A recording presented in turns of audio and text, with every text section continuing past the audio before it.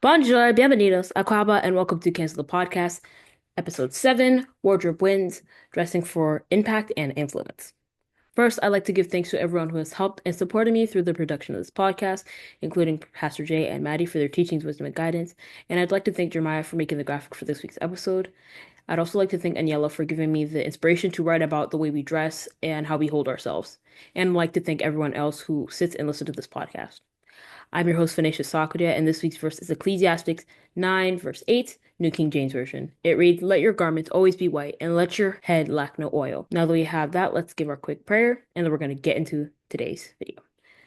First, I'd like to pray for those who are lost and are seeking guidance, and I'd like people who listen to this video learn to dress and understand that modesty isn't ugly, and that it's okay to dress to impress, and that looks truly do matter when you're trying to present yourself to somebody. In the name of Jesus, amen. Disclaimer, this podcast discusses a sensitive and often graphic subject. For the comfort of the audience, your discretion is advised. As you can tell by the title, we are going to be talking about dressing for impact and influence and dressing to impress. First, let's talk about first impressions. I'm sick and tired of people telling us that it doesn't matter how you look, or looks aren't everything. Now, let me ask you this. If you saw a person with unkept hair or stained clothing, what would you say? You would probably think they don't care about their appearance or themselves. First impressions do matter, and what you wear says a lot about you. People who dress poorly will be treated poorly. That's just a fact. Don't argue with me on it.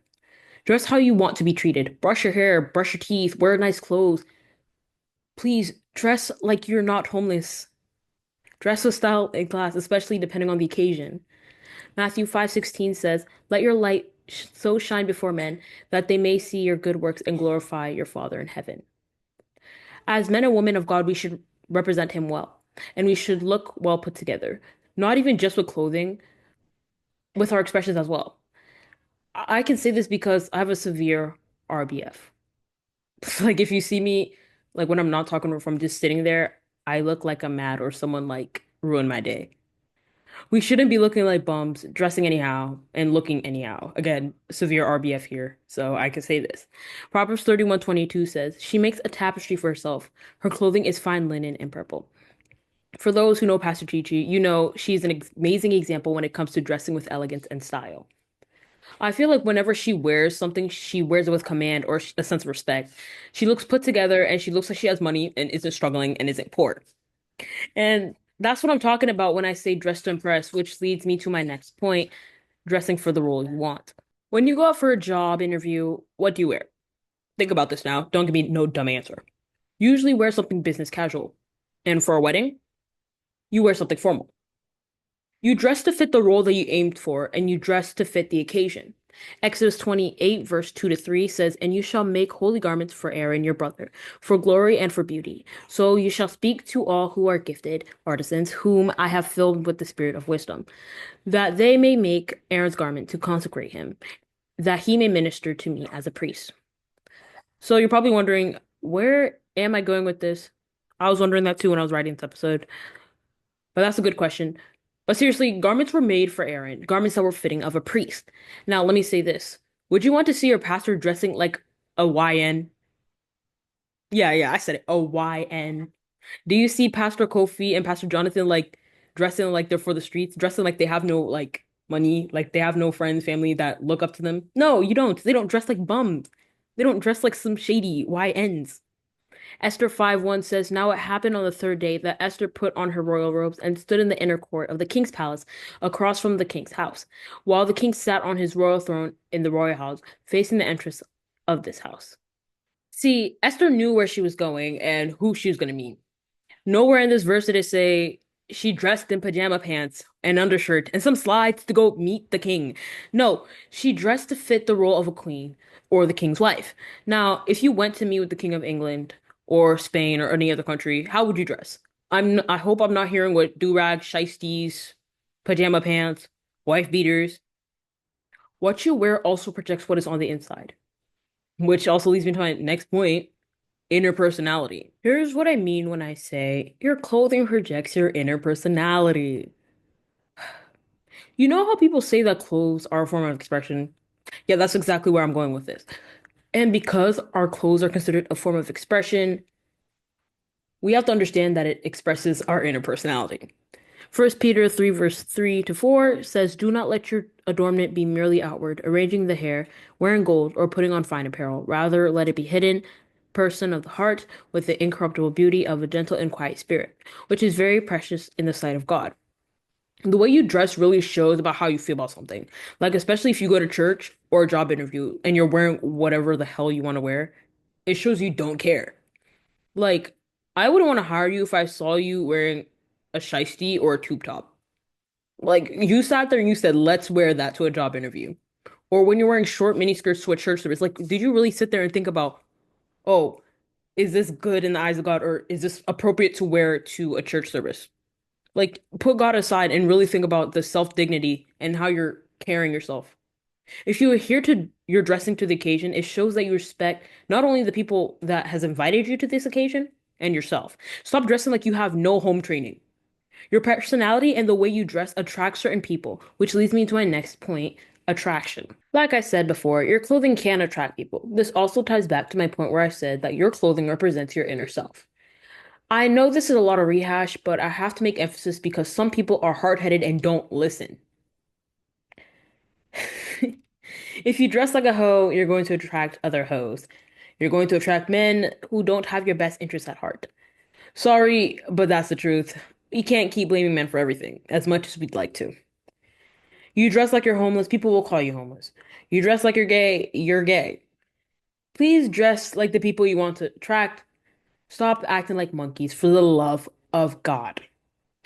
First Timothy 2 9 to 10 says, "In like manner also that the women adorn themselves in modest apparel, with propriety and moderation, not with braided hair or gold or pearl costly clothing, but which is proper for women professing godliness with good works." In fact, you don't even have to be Christian to dress modestly. It's all about respecting yourself. Because why are you wearing a crop top and booty shorts in 45-degree weather? Aren't you cold? And then when people assume the worst, you get upset. Yeah, well, learn to dress. Please. You have like most of you guys have like father, mother at home. You guys live in two-parent households or you are well off. Like, why are we dressing like we have no common sense? Romans 14, verse 13. Therefore, let us not judge one another anymore, but rather resolve this, not to put a stumbling block or cause to fall in our brother's way. A stumbling block in this context refers to anything that might lead others to sin, distraction, or confusion. Our choices in dressing should reflect a consideration of how we may influence those around us, particularly in the way that it aligns with biblical values of modesty, honor, and respect. In fact, you don't even have to be Christian to even dress appropriately. Again, I say dress like you have a mother and father at home. Dress like you have dignity. Speaking of the dignity, that's what we're going to talk about next because why are we just dressing anyhow? Like, please, dress with respect and effrontery. Like I said, dignity. My mom was always strict about dressing well. She never let us walk out with stains on our clothes, which honestly I don't blame her for. It's gross. She never let us walk out with wrinkles or no earrings, which I get that now, but I was always like, why? She would always make sure our hair was braided and well kept and our faces were washed. It wasn't just my mom, it was my dad too. He'd always make sure that we took the time to make sure that we looked nice, that our hair was tamed, and that our clothes were on correctly. Ask Jeremiah. He'll tell you. And as children, we always moaned and groaned about this, and we wondered why our parents cared so much about appearance. But as I grew up, I learned that we should value our appearance and how we carry ourselves matters. It's about respecting oneself and showing that you want to be at the place that you're going to. Let's break it down into two genders and the way they dress. And yes, I said two. We're not getting into the gender arguments. I don't care about that. I don't have the patience for it. First, I want to talk about men and the way some of you guys dress. And I first want to address the sagging. I hate it. It's gross. Why is your butt hanging out? Pull up your pants for the love of God. We don't need to see that. Like, isn't your butt cold? Like, I just need to know. Have you no shame? Pull those pants up and don't annoy me. And next, we have the shiesties. Like, why is that nonsense on your face? Can you breathe? And it be the people who live in good neighborhoods and have loving parents. Like, take that off and go read a book. Look, look ridiculous. Just be wearing anything. Why are you trying so hard to be a YN? Take that shiesty off and stop that nonsense. Now, let's talk about the ladies, as I am one myself. Let's address the crop tops, the booty shorts, and the exposed chest. I know it's a hard conversation to have, but we're having it. We like to blame men when we get harassed because of the way we're dressed. And I get that to an extent because some people should not be doing what they're doing. But we also have to like understand that the way we dress also attracts certain people. So let that sit in the back of your mind and really think about that. And I'm not saying you can't wear whatever you want. You could take my advice like a grain of salt, but really think about what you're wearing before you go outside. Proverbs 7, verse 10 says, "And there a woman met him with the attire of a harlot and a crafty heart." I chose this verse because I liked it. I liked it a lot. And that's why I put it in here. And it was very aesthetically pleasing. And because it talks about women's dressing and how it can show them as a crafty person. Guys, it's okay to dress modestly. It's not ugly. You don't need to have indecent exposure in order to look good. Again, modesty isn't ugly. You just need to learn to find flattering clothes that look good on you, that doesn't make you look ugly. Speaking of which, let's talk about that because some of you guys just, again, wear anything. Who let you step out the house like that? Please go back in the closet and think about what you did. So let's start wearing clothes that flatter you. You know the whole body positivity movement, and they say if it's my size, I'm gonna buy it. Yeah, let's not do that. Not everything should be worn. I'm just gonna say it. I don't care if it's in your size and you think because it's in your size, I'm gonna wear it. It's not even about like, fat shaming at this point. It just doesn't look good. Even skinny people, some people just don't pull off everything and they just need to stop. I'm just gonna say it. Not everything looks good on you just because you can buy it in your size. It's just a matter of fact. I have this problem too. Not all of my clothes fit my body or flatter me. Speaking of which, I should go shopping more like for more clothes. If you've seen my fashion, it's just anyway, please for the love of God, wear things that fit your body. Do not be like me. If you're on the bigger side, please stop wearing clothes that are tight and it looks like it's cutting off circulation to everywhere. I say this because I was on TikTok and this lady was trying to squeeze herself into a dress that she said herself wasn't made for plus size women. Like, if you know it's not gonna look good, why would you waste your time and wear it? Like at this point, you just want to rage bait us. What I'm getting at is that wearing things that look good on your body is a must.